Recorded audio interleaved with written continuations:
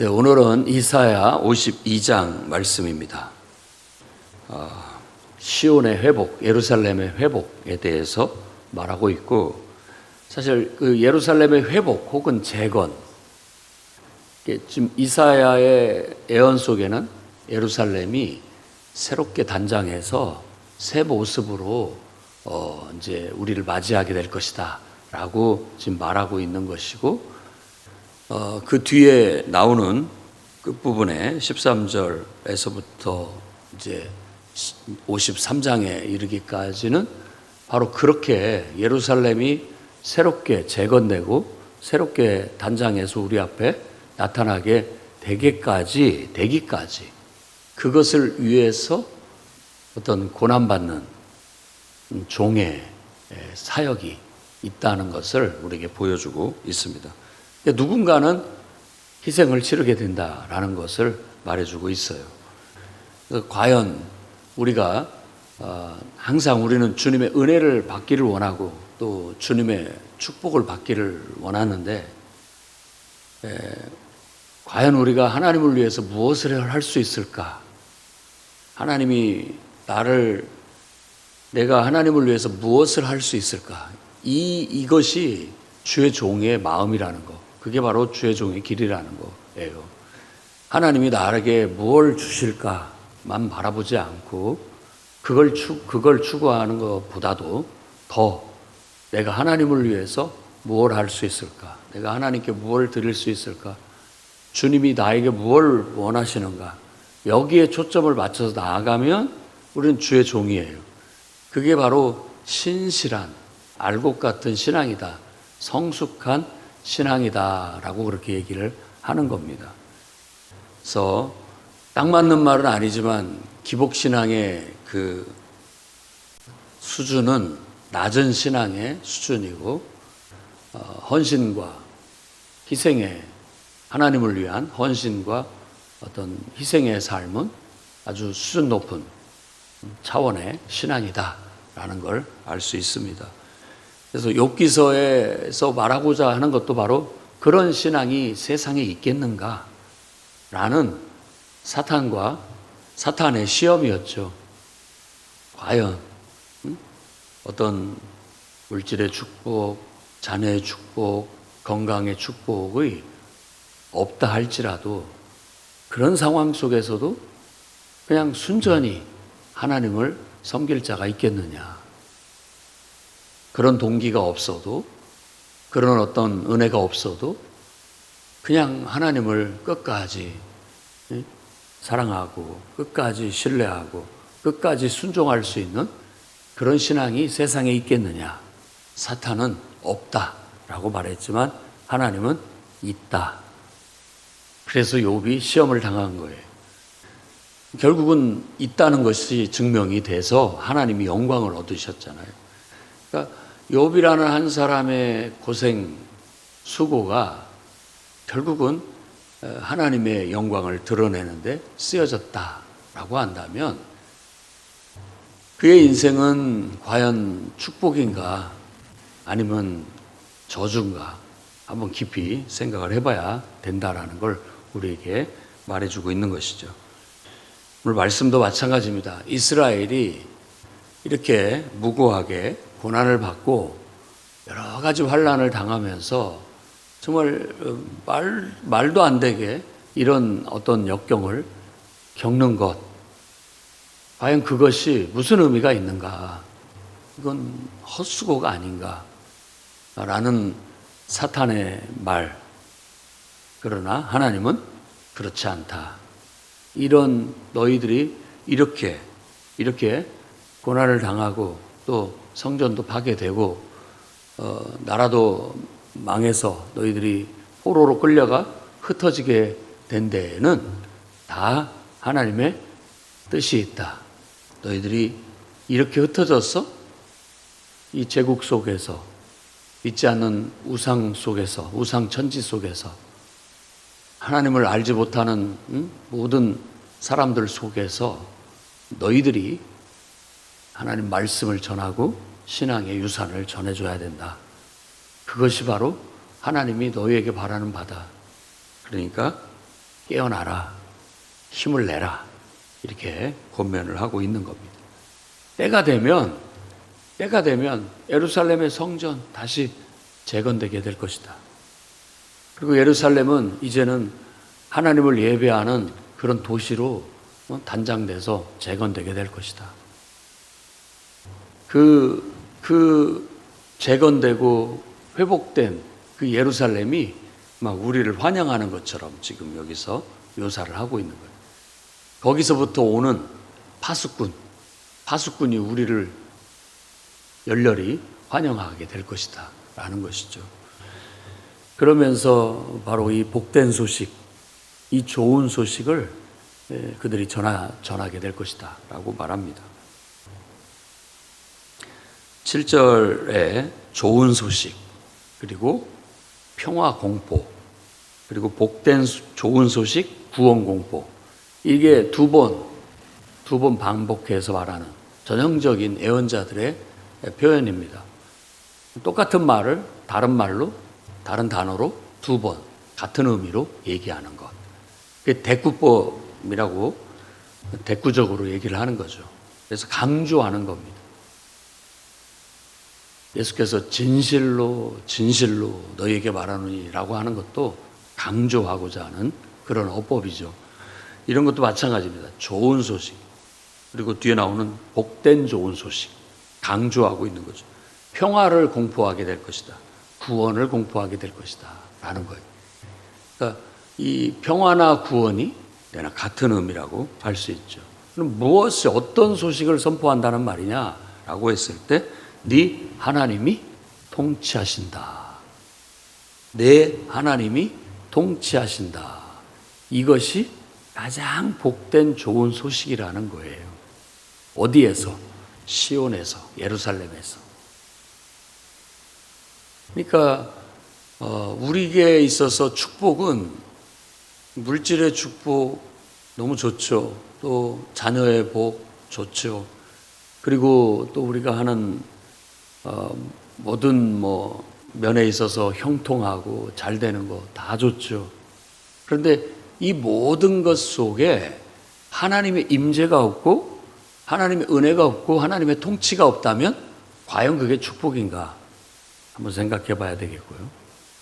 내가 물질이 적어서 가난하고, 또 자녀가 없고, 또 모든 면에 있어서 다 어려움을 겪고 있다 할지라도, 그런 고난과 역경과 환난 속에 있다 할지라도 하나님이 나와 함께하고 계시고, 하나님이 내 안에 임재해 계시고, 하나님이 내 안에서 나를 통치하고 다스리고 계신다면 과연 그것이 진짜 우리가 세상 말로 말하면 실패요? 그게 저주냐? 아니다. 그게 바로 복된 소식이다. 축복이다. 이 개념을 우리가 놓쳐서는 안 됩니다. 그래서 하나님이 통치하신다. 이게 우리가 하나님의 백성이 선포해야 할 메시지예요. 그래서 예수님께서도 사역을 시작하실 때 첫 번째 외쳤던 것이 회개하라, 천국이 가까웠다. 가까웠느니라 라고 말하는 거잖아요. 그러면 우리가 들었을 때 이제 이렇게 번역을 했을 때 천국이 가까이 오고 있다. 이렇게 들립니다. 그러니까 뭔가 천국이 지금 우리한테 이렇게 오고 있는 것처럼 말을 하는 거예요. 근데 사실 그 표현은 그런 뉘앙스보다도 하나님의 통치가 임했다 이런 말이에요. 가까이 왔다라는 말은 우리에게 지금 왔다 이런 그런 좀 완곡한 표현이 되기 때문에 이 말이에요. 네 하나님이 통치하신다. 침례 요한도 그렇게 외쳤고 예수님도 그렇게 외쳤고, 그리고 예수님이 제자들을 시켜서 그들을 보내 사도라고 하시면서 가서 천국 복음을 전해라 라고 말했을 때 그들이 외쳐야 할 말도 이 말입니다. 네 하나님이 통치하신다. 그러니까 어떻게 해야 되는 거예요? 그분을 섬겨야죠. 그 통치를 받들어야 되죠. 그래서 우리가 복음을 전한다라는 거, 혹은 어찌 보면 천국을 전파한다라는 것은 이런 의미가 있습니다. 이 일을 하는 사람들의, 이 파수꾼의 발은 너무 아름답다라고 노래하고 있어요. 그래서 예수께서도 이 땅에 임재하셔서 이곳에, 이 땅에 성육신하셔서 임마누엘, 성취하셨죠. 하나님이 함께 하시면서 온 세상을 통치하시니까 그분이 가시는 곳곳마다 병든 자가 낫고, 눈먼 자가 눈을 뜨고, 저는 자가 걷고, 귀신 들린 자가 온전해지고, 그분이 가는 곳마다 천국이 실현되잖아요. 곧 하나님의 통치가 임하니까, 하나님이 다스리시니까 모든 부정한 것, 모든 약한 것, 모든 악한 것들이 다 사라지는 그런 능력이 나타나게 된 거예요. 우리가 천국을 선포하면 이런 뜻이죠. 하나님이 이곳에 임하셔서 다스리신다.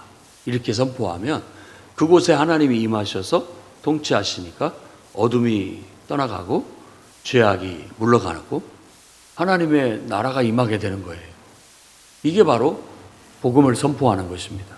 예수께서 하셨던 사역이 바로 그와 같이 천국을 선포했죠.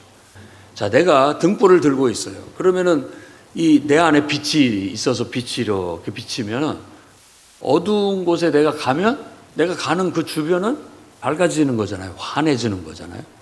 그 빛의 영향을 받게 되는 것처럼 우리가 우리 마음속에 하나님의 임재와 하나님의 통치와 하나님의 다스림을 갖고 있으면 빛이 나는 거예요. 하나님의 통치의 영향력이 나의 주변에 나타나게 되는 거죠. 그래서 내가 가는 곳마다 주님 이곳에도 임재하여 주시옵소서. 이게 천국 선포예요. 그러면 어둠은 물러가고 빛이 비치게 되고 악한 영은 떠나가고 하나님의 영이 임하게 되고 그곳에서 하나님의 통치가 이루어지는 거예요. 병든 자가 낫게 되고 부족한 자 모든 문제거리들이 다 해결되고 물러가게 되는 것이죠. 그걸 우리가 천국 선포라고 말할 수 있습니다. 바로 하나님이 회복한 재건할 예루살렘을 중심으로 해서 이와 같이 하나님의 통치가 실현되게 될 것이다. 천국 복음이 하나님의 통치하신다라는 이 복된 소식이 온 세상에 울려 퍼지게 될 것이다.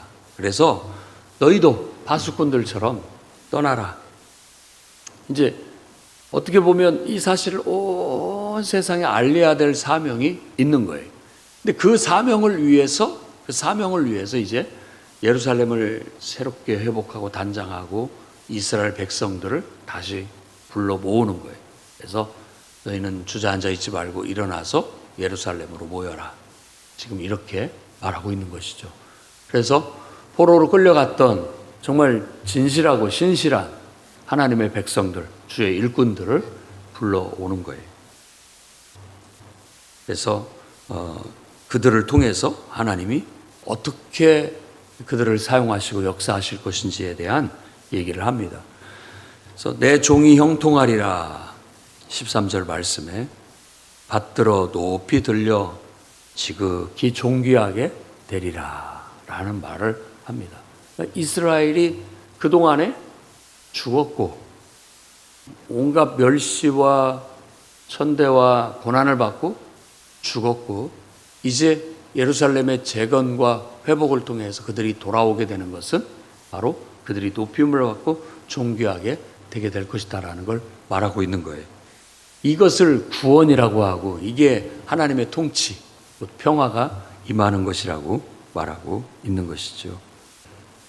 그러니까 이것의 축복을 아는 사람들은 정말 손을 높이 들어 하나님께 경배하고 이게 얼마나 은혜스럽고 이게 얼마나 놀라운 것인지를 우리가 알고 가슴이 부풀어 오르고 정말 마음이 너무 기쁘고 감사하고 이렇게 될 거예요. 이 모습은 내 종이 형통하리니라는 그 말씀 속에는 예수 그리스도의 죽음과 부활을 말하고 있는 것입니다. 그래서 아마 예수님의 제자들이 이 이사야서를 읽을 때 예수께서 부활하시는 모습이 꼭 이사야가 예언한 그대로 됐다. 성전이 파괴되고 결국은 멸시와 천대를 받았던 그런 이스라엘의 역사가, 이스라엘의 운명이 예수 그리스도의 운명이었어요. 그래서 예수 그리스도께서도 멸시와 천대를 받고 십자가에서 자기 몸이 죽으셨죠. 그런데 하나님께서는 그것을 통해서 온 세상의 죄의 권세, 사망의 권세를 깨뜨리시는 것이고 결국은 그 종을 형통하게 하신 겁니다. 다시 이렇게 세우신 것이죠. 그래서 부활하신 예수 그리스도를 통해서 이제 새로운 하나님을 예배하는 새로운 길이 열리게 됐고, 이 예루살렘을 통해서, 재건된 예루살렘을 통해서 온 열방이 다 하나님께 돌아와 하나님을 예배하게 될 것이라는 것이 부활하신 예수 그리스도를 통해서 바로 열방이 다 하나님을 알게 되고 하나님께 돌아와 하나님을 예배하게 될 것이다 라는 것의 성취로 이어지게 되는 거예요. 이사야서 말씀은 곧 신약의 성취예요. 그래서 예수 그리스도의 부활하심으로 말미암아 하나님이 그를 온 세상의 주로 세우시고 천하 만민이 다 그 이름 앞에 무릎을 꿇게 하시면서 그분을 통해서 하나님을 예배하도록 그렇게 역사하셨던 것입니다. 그 일을 이루기 위해서 그동안 매를 맞고 멸시와 천대를 받고 상함받은 그 종의 수고, 그 종의 수고와 그 종의 숭고한 희생을 노래하는 게 바로 고난받는 종의 노래예요.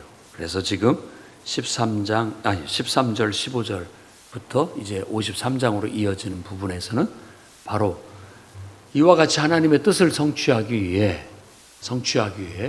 맞고 또 죄 없이 고난받고 아무 이유도 없이 그런 어떤 많은 환난과 역경을 당하는 그런 한 사람의 희생을 노래하고 있는 거예요. 호국 보훈의 달도 바로 그거죠. 그 사람들이 무슨 죄를 졌습니까? 순전하게, 정말 숭고하게 우리의 국민들을 위해, 이 나라를 위해 자신의 목숨들을 바쳤잖아요. 어쩌면 그런 숭고한 희생을 향한 노래예요. 그런 숭고한 희생을 찬양하는 것이죠. 그런데 그 노래가 딱 예수 그리스도에게 딱 맞아요. 그 말은 예수 그리스도의 삶은 하나님 말씀대로의 삶이었다라는 걸 보여주고 있는 것이죠. 그리고 역사적인 배경에 이 밑부분에 있어서 우리 눈에는 보이지 않지만, 그리고 이 예언자도 그가 그 시대에 어떤 구체적인 인물들, 이와 같은 주의 종의 길을, 고난받는 종의 길을 걸었던 그 시대에 예루살렘을 재건하고 성전을 재건하기 위해서 온갖 희생과 수고와 고난을 했던 어떤 사람들을 연상케 만듭니다. 근데 그런 사람들이 이제 우리가 이 이스라엘의 역사 속에서, 성경 속에서 찾을 수 있다면 바로 예루살렘을, 성전을 재건하기 위해서 이스라엘의 유민들을 이끌고 왔던 그 당시에 지도자였던 스룹바벨, 그리고 대제사장이었던 여호수아, 그리고 그들을 일깨웠던 학개와 스가랴, 이 네 인물들을 볼 수 있습니다. 그리고 또 그 뒤에 온 에스라, 그리고 느헤미야, 이런 모든 사람들이 바로 성전을 재건하고 예루살렘을 재건하기 위해서 자신의 모든 것을 다 들여 희생하고 헌신했던 주의 종의 삶을 살았던, 그리고 주님의 뜻을 위해서 수고하고 고생한 그런 사람들이다라는 거예요. 그래서 서두에도 말한 것처럼 과연 우리가 하나님 내게 복을 주시옵소서, 하나님 내게 형통하게 해주시옵소서, 복된 삶을 살게 해주시옵소서 라는 것이 라는 것이 정말로 진정한 축복인가? 아니면 정말 주님을 위해서 나의 모든 것을 다 바쳐 욕먹고 고생하고 수고하고 멸시당하고 또 병들어 고통받고 또 죽어가면서까지도 끝까지 하나님 나라를 세우기 위해, 교회를 세우기 위해, 영혼을 구원하는 복음을 전하기 위해 수고하고 애쓰는 것이 과연 축복인가? 여러분 마음에 한번 생각해 봐야 할 문제라는 거예요. 이사야는 바로 그런 도전을 우리에게 주고 있는 것입니다. 어쩌면 예수님께서 성전에 갔을 때 잎이 무성한 무화과를 보면서 거기에서 시장하시니까 열매를 구했어요. 그런데 사실 먹을 만한 열매가 없었죠. 그리고 제자들이 봤을 때는 그 시기는 무화과가 열매를 맺는 시기가 아니에요. 그러니까 이상하게 생각을 한 거죠. 그런데 그건 깊은 의미가 있는 거예요. 깊은 의미가. 정말 내가 원하는 일을 하고, 내가 좋아하는 일을 하고, 내가 하고 싶은 일을 하고, 그것이 과연 주님을 섬기는 것인가? 한번 생각해 봐야 된다는 거예요. 입만 무성한 것이 아닌가.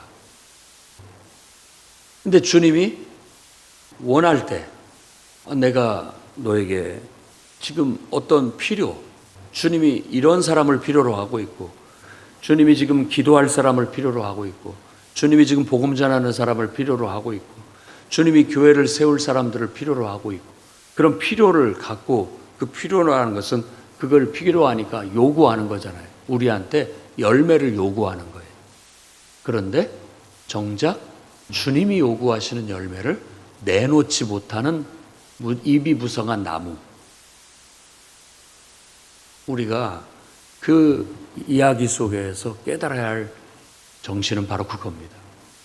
주님이 필요로 하는 곳에 내가 있어야 된다는 것. 주님이 시키는 일에 내가 헌신하고 수고해야 된다는 것. 나머지 하나님이 내게 주신 축복과 내게 많은 주신 부유함과 모든 넉넉함은 다 그것을 위한 것이다 라는 그런 마음을 가질 때 그게 진정한 주의 종의 마음이고 진실된 신앙이다. 그래서 이스라엘 백성들이 예루살렘에 이제 돌아갈 길이 열렸다. 하나님이 가라고 하신다. 그곳에 가서 우리 예루살렘 성전을 재건하고 예루살렘을 다시 이렇게 세우자 라고 했을 때 아무리 내가 지금 편안하고 안락하고 뭐 이렇게 산다 할지라도 기꺼이 이제 주님이 가라 하시니까 정리하고 가자 할 수 있는 그런 마음, 그게 바로 이사야가 노래하고 있는 자신의 모든 걸 내어주고 정말 죄도 없이 그냥 수고하고 고생하고 애쓰는 바로 그런 주의 종에 대한 노래라고 말할 수 있는 것이죠. 우리도 바로 그런 믿음을 갖기를 축복합니다. 과연 그게 내 축복인지 모르겠습니다만 여러분 믿음이 있거든 받으시기 바랍니다. 믿음은, 숭고한 믿음은 하나님 나에게 건강 주시고 아프지 않게 해주시고 물질 주시고 자녀들 잘 되게 해주시고 다 잘 되게 형통하게 해주시옵소서 라고만 구하는 것이 아니라 주님을 위해서 제가 무엇을 해야 되겠습니까? 주님이 원하는 곳에 제가 가겠습니다. 주님이 필요로 하는 곳에 제가 있겠습니다. 주님이 시키는 일을 제가 하겠습니다. 하면서 그 일을 위해서 욕도 먹고 고생도 하고 수고도 하는 것이 그게 가장 숭고한 하늘나라에서 가장 높은 그런 신앙의 수준이라는 걸 여러분들이 알고 그 길로 나아가시기를 바랍니다. 기도하겠습니다. 거룩하신 주님, 깨어나게 해 주옵소서. 힘을 내게 해 주옵소서. 거룩한 성 예루살렘을 위해, 하나님 나라의 회복을 위해, 재건을 위해, 영혼 구원을 위해 이 복된 소식을 온 세상에 전해 하나님을 알리고 하나님의 은총이 세계 곳곳에 임할 수 있도록, 모든 영혼들 속에 하나님의 임재가 임할 수 있도록, 하나님의 구원이 임하고 하나님의 평화가 임할 수 있도록 전하는 파수꾼들이 되어, 외치는 파수꾼들이 되어 멸시와 천대와 모욕과 또 온갖 고생과 수고를 한다 할지라도 주님을 위해 기꺼이 나설 수 있는 그런 성도, 그런 교회, 그런 주의 종, 그런 일꾼들이 되게 하여 주시옵소서. 예수님의 이름으로 기도드립니다.